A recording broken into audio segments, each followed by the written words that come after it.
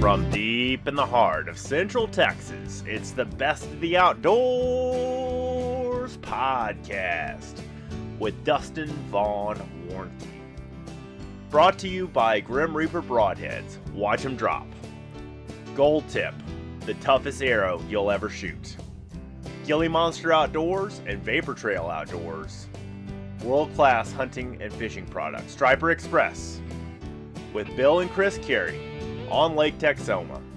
Vineyard Max Deer Products and Warncke Enterprises, your full stack digital and media production marketing agency with a specialty in the outdoors. Hello, my friends. Thank you so much for watching, reading, and listening to all of our content. I'm recording this on a video right now with a funny background here. Just basically giving an intro. Chester Moore's got a great white shark documentary coming out. It's going to release about the time that the 50th anniversary of Jaws is celebrated. And he will talk a lot about that in this show. All I want to tell you guys to start this off is that Chester's a good friend of mine. We are spiritual brothers. We are, we former co-workers, and I'm writing for the magazine again after about a 4 or 5 year hiatus when I went out of the industry. And it's great to be back. It feels like I'm back home again with some friends that I started all this with years and years and years ago. Back to SHOT Show 2013 is where I met Chester. So that just shows you how far, it just goes to show you how far it goes back. Anyway, I recorded this show earlier this week. I'm releasing it today just to kind of give you an idea of, some great things that Chester's doing in conservation. We talk about a lot of stuff in this show. So without further ado, there you go. We're going to start this off here in a second. And before, I'm not going to do an exit on this show or a bumper, outro bumper. You'll get the gist of how this works on the podcast itself, and just Chester and I interview well with each other. But I do want to just throw out there, if you're not following me on social media or whatever, if you need anything, the business side is Business with Dustin, or at Business with Dustin, or businesswithdustin.com. Creator side is Dustin's Projects, because I do a lot of different media projects and produce podcasts for other outdoors people. You got the Lost Rider podcast with Herman Brune. You've got Luke Catfish Radio with Luke Clayton and friends, and DSC's Campfires with Larry Wassoon. And I've had all of them, been on their shows. They've been on this show and everything like that. Going to release some new stuff from the Hunt Fish podcast as well. A lot of good stuff, but we decided to do a video for this one, and I'm glad we did, because Chester had a lot of things to show on this podcast. So I'm really excited about that. All right, thank you guys so much again for watching, reading, and listening. Since I'm not going to say it at the end of the show, check it out. Chester Moore, Dustin Warncke, have the best day ever. Chester Moore, welcome back to the Best of the Outdoors podcast. How on earth are you doing today, my friend? I am doing good, brother. It's always an honor and privilege to be on here talking about our mutual passion for all things outdoors. And, the reason we're doing this particular show is sort of at that seamless level of passion for me. So I'm pretty excited. I am too. So tell us a little bit about, we went an hour and 20 minutes in total with me talking the intro and outro of our last podcast we did on the show. So I will probably be less than that today, but I'll do it in an intro for you and everything again, of course. Tell us a little bit about what's coming out. What's this thing about sharks that you talked about on our last show together? Yeah, so I got to talk a little bit in the last interview at the Hunt Fish Podcast Summit, but me and my friend Paul Fuzinski have a documentary coming out, the very first documentary in history on the return of great white sharks to the Gulf. And I'm super excited about it. I produced, wrote, narrated, starred in. Paul filmed and edited with his amazing skills. And it's a great piece of work. I made the final edit approvals yesterday, and it's rocking, man. And it's based around what I think is maybe the greatest, I know it is, it's the greatest fisheries ocean creature comeback in the Gulf since CCA saved the redfish. Wow, so, that's powerful. And it's a really cool story, and it involves me as a journalist, me as a little boy, but I'm only like kind of like a narrator. I'm like a somebody who kind of like threads the story together. Mm-hmm. But it's about these sharks, and we have the top shark experts on the planet on great whites on the documentary. So it starts off with a friend of mine. It would have been about this time 20 years ago in 2005, having an encounter with the great white shark at a rig off of Sabine Pass, Texas, on the Texas-Louisiana border. And that path that sent me down of investigating great whites in the Gulf to now, because of the work of groups like the Atlantic White Shark Conservancy and Ocearch, putting satellite and acoustic tags in these great creatures in the Atlantic, we're finding out a lot of them winter and spend quite a bit of time in the Gulf. And sort of the one that kicked it off was when Libeth, the 2,600-pound, 14.5-foot beautiful girl with a satellite tag, who was tagged, I believe the date was December the 8th, 2023, by Captain Chip Michaelov and Megan Winton from the Atlantic White Shark Conservancy at Hilton Head, South Carolina. That old girl made her way across the whole Gulf. And by February the 26th of 2024, she was 100 yards from the beach at South Padre. Wow. That is the first great white shark documented with a tag making it that far into the Western Gulf.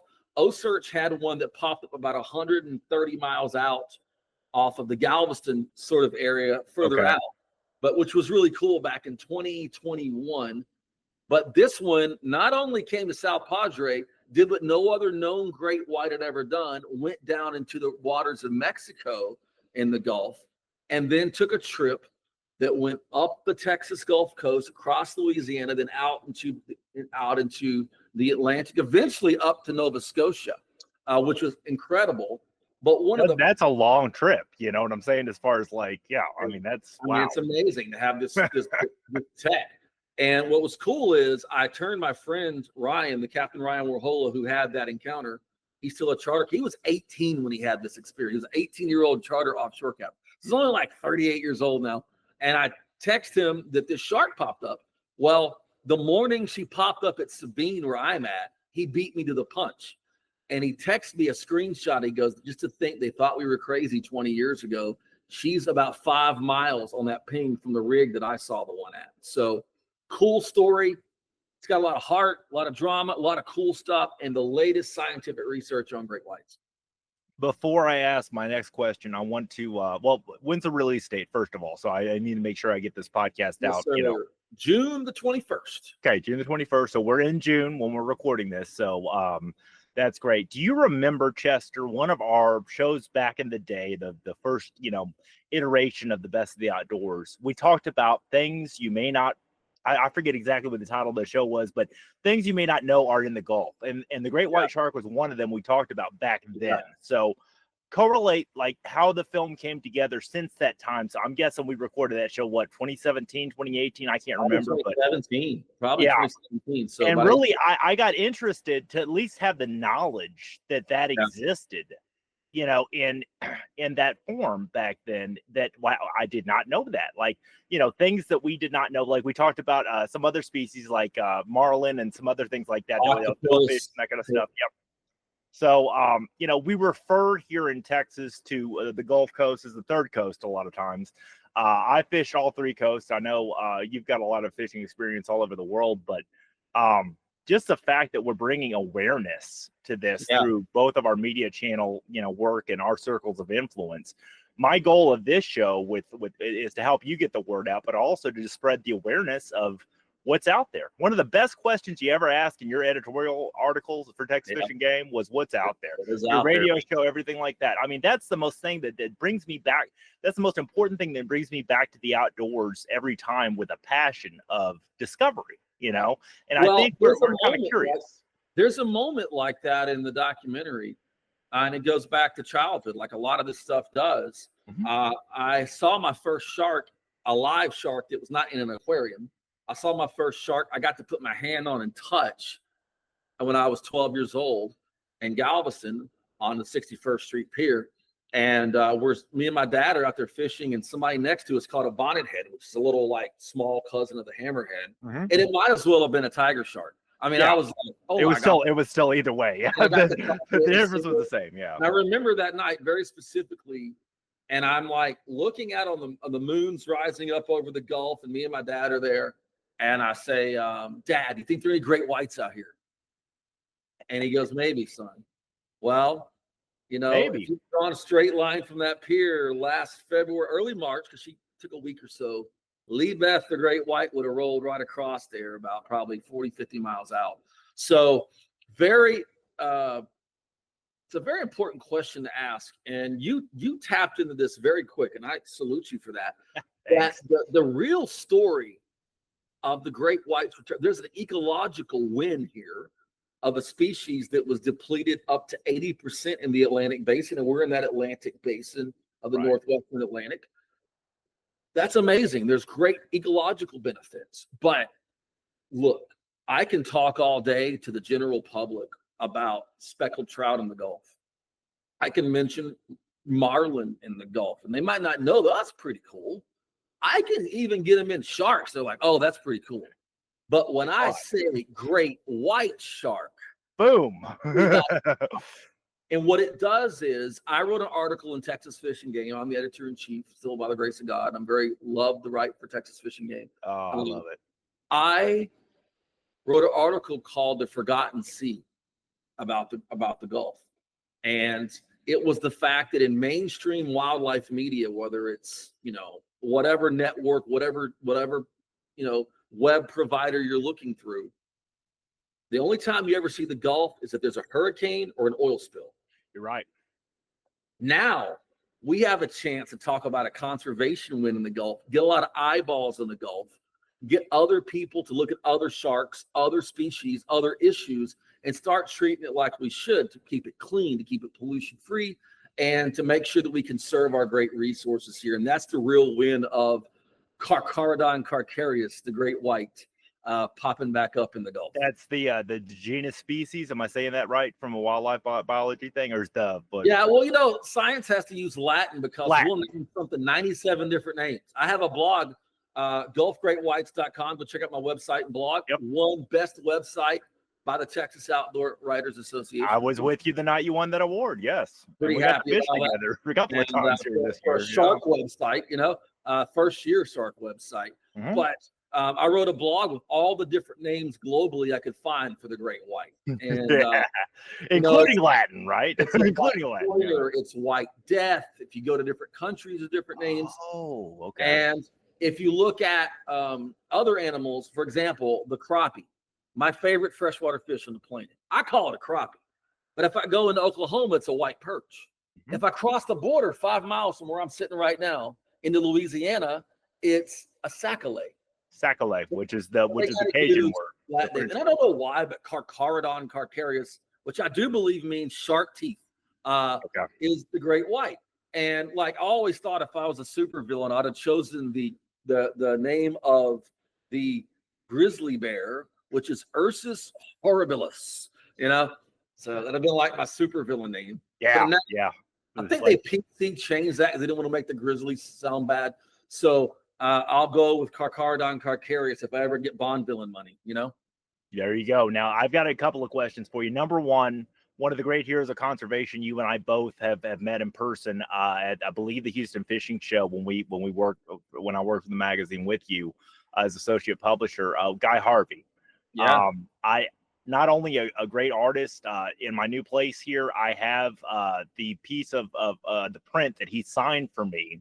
He has a Guy Harvey like signature, that's printed on there, but then he wrote his own, and what a unique signature and everything like that. But what a hero for conservation. So I just wanted to throw that out there. That's a Guy Harvey right behind me. And that's why I wanted to do this, the video version of this podcast, because I thought that was really cool. My second favorite shark, the oceanic white tip, which just has a lot of conservation problems, an open ocean shark. And Dr. Guy Harvey is he's a hero of mine. I've got to know him pretty well. I know. He actually makes an appearance in the documentary. I had a feeling he might. Now about that, the way all this started as far as the teeth on a great white compared to a mako or any of that, can you tell that story real quick, Justin? Yeah, so the guy who saw the great white in 2005, he had a satellite phone. And I happened to know he was fishing offshore that day. Phone rings. I'm like, who is this? Pick it up. Hey, Chester, this is Ryan. And the question went immediately, what is the difference between a great white and a Mako's teeth?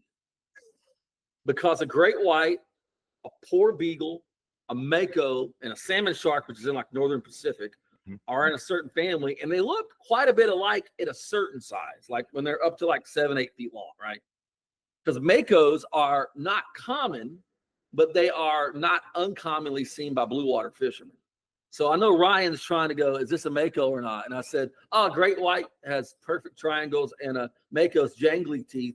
He goes, oh my God, I'm looking at a massive great white. And we have this incredible interview with him where he talks about the whole sighting, where it happened. And what happened was the guys on the rigs were all pointing down when they pulled up to the rig, giant shark.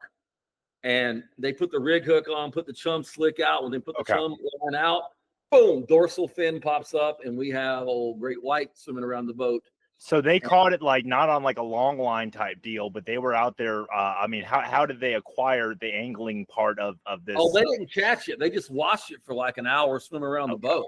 Okay, wow. And so they just put the chum slick out there and observed. They were trying to catch cobia, big cobia out there, and the chum slick. And it said it disappeared a few times and then popped back up. And there it was, and they got it. It came up and kind of mouthed. I believe it kind of mouthed the chum bag. And I was going to ask how they saw the teeth because I thought they actually had it in the boat. If a white shark is known when they chum and stuff, they'll come up out of the water sometimes and you see those old documentaries. But the way he kind of described it to me was kind of like come up on side view and kind of mouth the chum slick and what was coming out of it. He could see the teeth. And it was way too big. Like when he talked about the size of it, it was when he got home that day and he called me again, it was like, it was way bigger than a Mako girth wise. Gargantuan shark. It was what he described was seeing a 3,000-pound shark. Good. Could you imagine putting one of those in the boat? Oh, man, there wouldn't be a boat. Like, you'd need a yacht, or not even a sport fishing yacht. You'd need like something twice as big to be able to. And the great part of this is, Jaws, my root in sharks came from Jaws, Jacques Cousteau Ocean Specials, and the videography and photography of Ron and Valerie Taylor. If you don't mind, I'm going to show you a picture real quick. Go for it. Yeah. So this book, Rob, we're doing this on video. This is great. It's been my favorite wildlife book since I was a kid. It's Time Life series, Dangerous Sea Creatures. That came out like when we were young, right? Yeah. And they came out in the 70s, but they sold these all the way into the late 80s. And I have a complete collection over here. And this is actually a Ron Taylor great white photo right here. How cool. But when I think great white, literally my mind goes to this one photo. And it's funny because I brought this book over to a friend's house, and my friend is not a real outdoorsy type guy, but he likes sharks and stuff. These are pretty cool. And he remembered this book. And I pulled the book out. He goes, is that the one with the picture? And tell me that is an epic. Oh my gosh. Tell me that is the greatest of all time. Yep. I get it.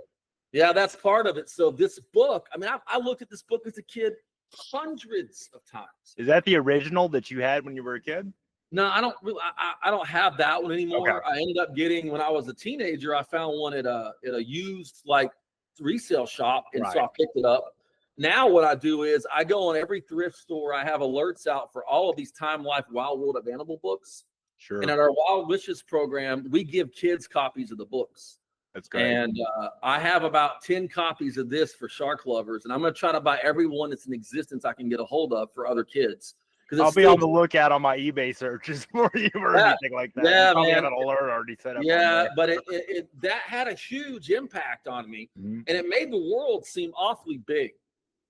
It took a kid from a lower middle income house here in Orange, Texas. I still live in Orange, Texas, and showed me that there are things that I could possibly do. I didn't know how I was going to get there, but I wanted to. I had such a burning heart for it.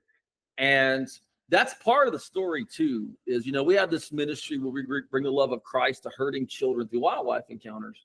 We've been on shark encounters. We've been in shark cages with kids in an aquarium multiple times. It's really awesome. But part of what a message I'm trying to put across here is not every kid is going to be the quarterback. Not every kid is going to be the cheerleader. or in a church culture, the worship leader in the youth, right? There are kids in the back there. You know, our culture tells us if you're really beautiful, handsome, athletic, especially throw a ball, yeah. We talked about throw any kind of ball. Anything with a ball, you're good. Anything with a ball, you're famous, yeah. And the rest of us are trash. And then when they see these people when they get an injury, or that girl who was the beautiful influencer gets pregnant, can't lose her weight, she's a piece of trash now too. Yeah, she's throwing to the margins. Yep. So they throw you out there. Mm-hmm. So I'm trying to let people know one of the things is these kids that are like these other kids are just the regular people like us in the back. If this guy right here can have dreamed of seeing a great white from West Orange, Texas, in a little lower middle income house by a chemical refinery, and have been encountered great whites, I've cage dived with them in the Pacific. I've been with the Atlantic White Shark Conservancy. Very graciously took us out to do a drone study with them in the Atlantic. I've seen great whites in the Atlantic and the Pacific. Anybody can do it. And I think a lot of these kids will latch on to that conservation message in a great way. So I have 3 of the kids in our program in the documentary. That's amazing. I wasn't going to do, I hate this where it's like, you always have this guys like on these hunting and fishing documentaries and stuff, or an ocean documentary. We need to stoke the fires of the next generation. And no one in the thing's under 40. Yeah, exactly. What are you doing in this film to showcase that? I have that same problem, you know, and really it's just like, if you're going to advocate for that, you better show up with some ammo for the rifle. You know what I'm saying? Like, if you're going to advocate that you're going to be like, we need this you are the beacon of hope, I think, in a lot of ways for the future of the outdoor industry. As far as one of the beacons of hope out there, as far as Christ Kids and Critters, you're giving kids the chance that they wouldn't have otherwise if you hadn't put all the blood, sweat, and tears into your ministry work and your wildlife conservancy, conservation work.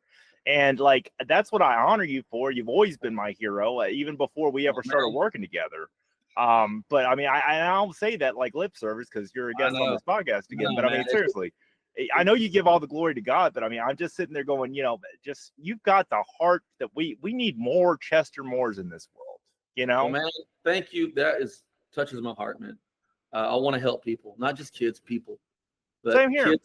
Kids are my main focus. And so we got 3, we don't just work with kids that have necessarily horrible trauma. That's our focus. But we also have some kids that have wildlife interests we do mentoring with. And we got a couple of those kids. It's the coolest setup of kids. A girl named Erica Shea, a girl named Marina, who's now a first-year marine biology student. You talked about her before, yeah, on the other podcast, yeah. Did we freeze? Yeah, and then a kid named Riz, and Riz in the documentary, and it's so they're all part of this story.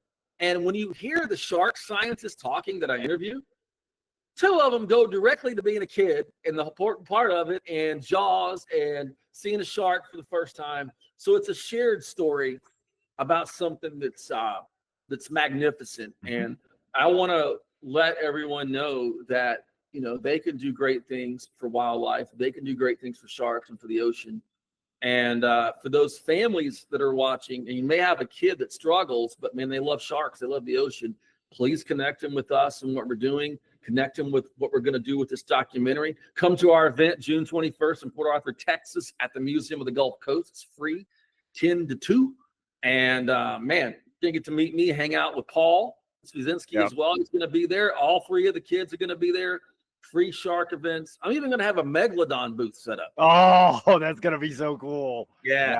So that's going to be kids love the megalodon. And I got some like some stuff about megalodons and some pictures. We're going to set up a table for him with a megalodon. Megalodon. Oh, I love it. I'm going to try to get Jackson down there. I'll got to see if that's one of the weekends I have, because, I got pictures. I think I told you this privately over the phone or over text message. I've got pictures of me watching watching Jackson watch you, basically like just pictures of Jackson watching you that I'm taking from my vantage point when you're presenting at the TAWA, the Texas Outdoor Writers Association thing. And it was just like, he was like, I just let it happen. I just saw the sparkle in his eyes once you started talking about sharks. I didn't tell him much.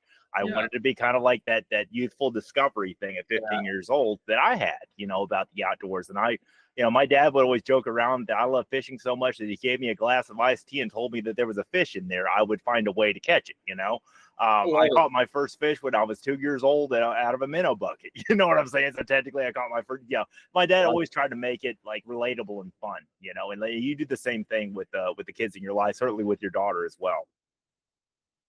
Yeah, it's funny about my daughter Faith because she's oddly enough a late bloomer on really being into wildlife, but she is, and she never had too much of a shark interest until this Lebeth shark popped up, and I got her to she downloaded the Sharktivity app, which I highly recommend from the Land at White Shark. Sharktivity, okay, that's good to know. And then download Shark Tracker from Ocearch, and my daughter is like all about these AWSC sharks because she found a couple of them's names.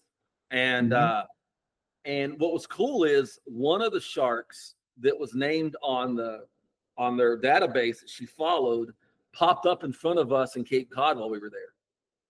Wow. So that's good timing. He freaked out. And now I have a blog up at gulfgreatwhites.com. Lebeth, her battery died on the satellite tag. They had an issue. They got her up to Nova Scotia, but see, they also have acoustic tags, and they're all around the oceans. I've learned this. There are these acoustic stations that when these tags come by, it sends a signal. And they can last up to 10 years. And then they'll download them once, twice a year, whatever, and then they're put in a database, I believe, for all these different scientific organizations. It ain't just sharks. It might be marlin. It might be I just heard of one from Permit from Florida. Well, guess who popped up in November down in Cape Cod? Lebeth, making her way back down to the south. She probably came back to Texas. We just didn't know. She didn't come by one of the acoustic things, but fun stuff. And that's a great way for kids to engage with this. Oh, sure. Absolutely. The apps, everything's native and digital, as far as apps on our smartphones and everything like that. So as we kind of wrap things up here, or, whatever else you want to talk about, certainly, but we've got kind of the meat and potatoes here about the film and what it's about and everything like that. I wanted to talk about something to kind of throw you a curveball. Is that okay, Chester? Uh-oh, curveball. Yes, let's go. Yeah, it's not really a curveball. It's just more about like man's, effect on things like you talked about earlier with oil spills or hurricanes, right? Yeah. So obviously hurricanes are natural. Oil spills are more of a man-made thing. Deepwater Horizon, which was off the coast of Louisiana. Now, they made a movie about that back in 2010, and I kind of found that fascinating, that how every time we've had an oil spill, salt water seems to cleanse itself. Of course, we've got some stuff on the land-based, marine wildlife and waterfowl and that kind of stuff that we've got to clean off with, the soap and everything like that. But I mean, like, it's interesting how salt water kind of like it's its own cleanser, like it's its own equalizer in a lot of ways, as far as like, no matter, I wanted to see your thoughts on that as far as like what my thoughts are on that. Well, I'm not an expert in that field at all. I will say this. We're having a casual conversation on this one. Okay, I'm not expecting you put you on the record. I was in Venice, Louisiana, like 2 years after that happened, and it happened not too far from Venice out there. Yeah, I know. That's why I fished Venice twice. And I remember that. Yeah. And so I was kind of there in the aftermath of it, and it goes back to what I said. The Gulf doesn't get attention unless it's an oil spill or a hurricane. Or a hurricane, yeah. But the problem a lot of the people were concerned with the most in the aftermath was the chemicals they were putting on to deal with the oil itself. Yep. And the oil spill is bad enough. It does cause immense damage. But they were very concerned in the aftermath of that. And there are mysterious things that happen in the aftermath that, like, you can't exactly put a finger on, but there were multiple sperm whales that washed up dead in a couple years in odd places. They couldn't explain why, right? Yeah, other weird stuff going on. Just strange things, yeah. But I think the interesting thing, there was a Gulf-wide survey of marine species after the Deepwater Horizon, and it actually revealed maybe the greatest shark mystery I've ever heard in my life. That in this survey, and I don't have the details in front of me, but it was because of the survey, there were Greenland sharks found in the Gulf. There were a couple of Greenlands that live under the ice sheets in Greenland. I was about to say it's pretty cold if you're living under ice as a shark. Yeah, living under ice. And there's a couple of these suckers. They probably took the jet, like the jet stream down or whatever. Right. They're like, easier to swim that way. They're like, man, our relatives have been lying to us about this Gulf. This ain't too bad. It's warm up in here, man. That's right. And they're probably like, the only weird part is there's no seals to kill. So we got, what are we gonna kill and eat? Let's start eating crabs. Do your shark thing, man. Yeah. But I think it goes. Deepwater Horizon is just a symptom of. Look, I'm not a hypocrite. I use oil. I drove in a petrochemical fueled vehicle to get here. We got to have it. Hopefully we'll find some other things, but I think it goes to holding accountable. Yeah. And that could have been that whole deal. If you look at the history of it, there's a documentary you could probably find on YouTube called Pretty Slick, which is all about the documentary of that. Then there's the movie with Mark accountable and everything. And not being afraid to say, interestingly, people will get mad in some circles if you say something that says like you're for the environment. Right. And which I find mind-boggling. And I had someone call my radio show one time, and I was talking about and mainly it was a fishing and hunting radio show.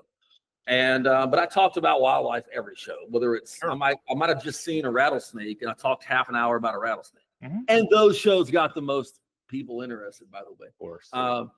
But I was talking about this water issue, and it was a health thing that was going on.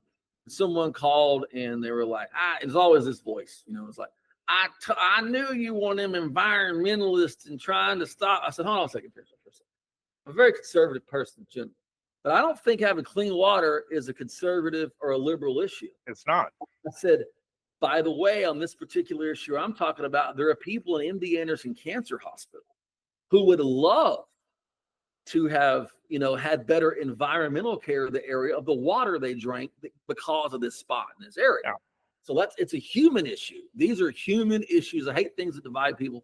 Yeah, human issues. It's not political so much. Who doesn't want to have clean water for your grandchildren's children? You know what I'm saying? In the future, I am this close to just taking all politics off of my radar. Yeah. Because of the ludicrous nature of it. Of course, I always vote, but like it gets crazy. But I think that with this great white shark thing in return, it's a great chance to put a positive look at the Gulf, mm-hmm. but also a concerned look. Let's take the mistakes of the past and move to the future. Right. Keep things clean, not destroy our fisheries. Great whites were protected from harvest in 1997. And the problem with great whites is it takes them 25 to 30 years to be sexually mature. Yeah. You start killing these big apex predators, and it takes them generations to come back. And that's what we're seeing. We're starting to see a generation of great whites since the harvest, almost 30 years, where we have generations that have come out of protected from harvest, and we're seeing the results because of science-based management. And that's what I promote, science-based management of fisheries and wildlife. And hey, I fish. I love fishing. Yeah. Sure, I did too. I'll fish with you. We fished together a few times now. So yeah. It's illegal to harvest a great white, but I would love to be reeling in like a tuna. Yeah, sure. And a big great white come up and eat that. So I'd be thank you. I won't take my another tuna. I'm happy. My day has been made. I saw a giant great white shark on the line. But it's a good thing, and I highly, if you can, come out to the event. And make sure and check out, it'll be on the Chester Moore Wildlife Journalist Investigator YouTube channel. We put a lot of social stuff. Follow me at the Chester Moore on Instagram. Higher Calling Wildlife is Chester Moore Higher Calling Wildlife on Facebook. And my blog at highercalling.net and gulfgreatwhites.com. Absolutely. This is great. This has been a great, and really, it's funny how this interview worked because like I was mentioning Deepwater Horizon to try to get out of you like the environmentalist story and that kind of stuff, as far as like, no, I care about clean water. And that's exactly what you did. It's funny how we've interviewed each other so many times that we kind of like know what how to get it. It's a great, you always know it's a great interviews, man. And it's interesting to me that, like I'm a person, I want clean water for everything, for my family, for me, for wildlife, for agriculture, all the things that we do out there. Well, and then you look at, where do solar panels go? Where does the wind energy stuff with the turbines from the wind turbines?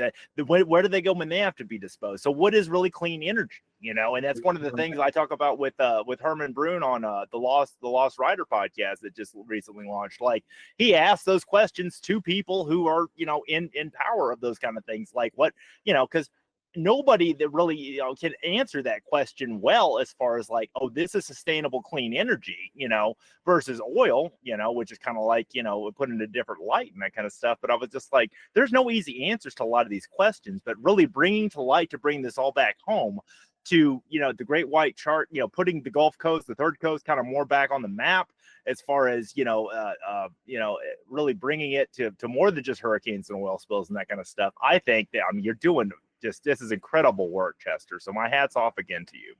No, man, thank you. And I appreciate it, and, honestly, it was great working with Paul on this. He has such a great skill set for editing and filming, made it come to life in an incredible way. Really smart guy. And we've won several awards together on documentaries. Here at TOWA, we won for the Finding Hope in Yellowstone. And we actually swept it. We took second place with the documentary on discovering bighorns, and then his Hunt Within. But I just got to salute people who were the forefathers of all this. You're right. Ron and Valerie Taylor, Jacques Cousteau, all these great Eugenie Clark, the shark, shark lady we talk about, all these great shark people. And then Dr. Guy Harvey, we talked about earlier, and people like Dr. Greg Skolmall, my friend Dr. Megan Winton of the Atlantic White Shark Conservancy, my friend John Tominski with Ocearch, AWSC, the Moten Marine Lab, all the people doing great work on sharks and fisheries, and then just fisheries in general and habitat groups like CCA, Coastal Conservation Association. So a lot of NGOs that are pitching together to help, the future of oceanic wildlife, oceanic marine life. So they're doing incredible work, and there's some great stuff. And I'm just happy to celebrate a big win for conservation, a personal journey of mine and a couple other people, and hopefully something to inspire people to know that great things can still happen in their life. And as I say at the end of the documentary, that the apex predator of the Gulf isn't really the hammerhead. It's not the bull shark. It's Carcharodon carcharodon, the great white. There we go. I love it. And so then this also, just last thing here real quick, this also coincides with the 50th anniversary of a very famous movie. Oh man, dude, Jaws. 50 years it's been since that came out. That was now you were alive back then, but I was not. I was still yet to be born. I was a year and a half. Okay, fair. I know you were young, but I was just saying, a year and a half. You lived through that. I didn't see it till probably 1980 or something. Yeah, when we were old enough to understand. I think I saw Jaws 2 first because it was running on TV. But I like Jaws 2. It's actually really good. But Jaws, look, I'm gonna just say this because I'm a fanboy. I got to go to the Jaws bridge where they filmed the bridge scene where he attacks the not parasailing, but the guy sailing over there, and where the beach where the kid got attacked, which is the scariest scene in the whole movie. Yeah, and Captain Robert Shaw's performance as Captain Quint is mind blowing, and his monologue about the USS Indianapolis was incredible. Richard Dreyfuss, Roy Scheider. Absolutely. He killed it in that. Amazing. And the producer of that one was what? Spielberg? Was that a Spielberg movie? Spielberg was the director. Okay, that's what I thought, yeah. John freaking Williams did the score. Yeah. And you're talking to a guy who has a great white shark tattoo and Darth Vader right here. So this is the guy that did Jaws, Indiana Jones, E.T., and Star Wars. Brings it all in together, yeah. And I got to see him do a symphony live at the Hollywood Bowl, and he did the Jaws score. So that was really cool. That's great. He did Star Wars, of course, but fun. And this is what you're smiling, I'm smiling, and we need more of this in our life. And this is what it's all about. It's a serious conservation issue. We're talking about absolutely. Yeah, but we talked about some serious stuff, but fun. This is all about. And I'll just kind of, as we part ways here for this particular show, I'm gonna leave you with a semi-poignant moment. It was fun. So me and Paul are done with our interviews with Atlantic White Shark Conservancy people. We've been out and I had one of the best days of my life looking at great white sharks in the Atlantic. And I'm not leaving here until I go across the ferry, like 45 minutes to Martha's Vineyard, Mm-hmm. And because they filmed Jaws in Martha's Vineyard. Oh, okay. I didn't know that. That's cool. And Amity is in Martha's Vineyard. And so we go there, and I go to the Jaws Bridge, and we go to this beach, and it was all really just like, there have been a few moments that have happened in my life where I almost felt like I was walking into my imagination as a kid. Like the moment I caught up with my imagination, like I was there, and that was one of those powerful moments. So here's where it hit me. Before we ever got to Martha's Vineyard, we're in Woods Hole in Massachusetts on Cape Cod. Beautiful, beautiful area. Great taco place I found there. And there's seals and stuff. It's like, it's freaking cool. And we're going across, and I happen to look behind me. And it says Oceanographic Institute, kind of hidden in the view. In Jaws, Captain Matt Hooper, Richard Dreyfuss' character, shows up on the scene and says, "I'm Matt Hooper from the Oceanographic Institute on the mainland. It's a real place." And I was leaving the mainland to go to Amity, where Jaws was filmed, and saw the real thing. It was very surreal, very cool. Whoa, very that is so neat, man. Yeah. And so when we went back, I went in. They had a little gift shop that was open for like 15 more minutes, and I got Lisa a shirt. They didn't have on my size. They had like a Oceanographic Institute shirt. You were a common size too. Gosh, anyway, yeah, I got. So it was very cool, fun stuff, and that's what it's about, man. It's about having fun and supporting great conservation. Absolutely. And that's one thing that you've really lit my fire again now that I've kind of entered back in the industry the last year, and for business and creative work and everything. And I'm just so fired up, and you were one of the catalysts for that. And I just want to thank you again for all that you do to inspire and to give hope and purpose and meaning and significance to really, when I think about you, you know what I think about Chester? I think about Chester is an advocate for those who can't speak for themselves. And that is our wildlife. That is our fisheries, I appreciate that, man, because that's so true. I mean, that's what really conservation is about, is advocating for those that can't, that have no voice. I was never the silent kid in class, but I was always the one. I was quite often the one that was getting marginalized, bullied at times, all those kind of things. So I understand those kids. I wasn't going to be the head, I wasn't going to be the football guy. I wasn't, I was a band guy, but yeah, I get what you're saying. I was a band guy. I started a metal band, so that was my. Yeah, I know you did that. These people, I'm going to start a metal band. Metallica's cooler than we don't have any trombones in the metal band. Yeah, man, come on. Slayer doesn't have a horn section, but anyway, look, it's for everybody, but in my heart, it's always for the ones sitting in the very back. That's who I'm always talking to. I love that. The ones that are on the margins, just like a very famous man that you and I both follow. Amen. So anyway, thank you again for your time, and looking forward to it, man. I'm going to try to make the event, encourage everybody to come and make the event. I really appreciate you spending some time with me today, man.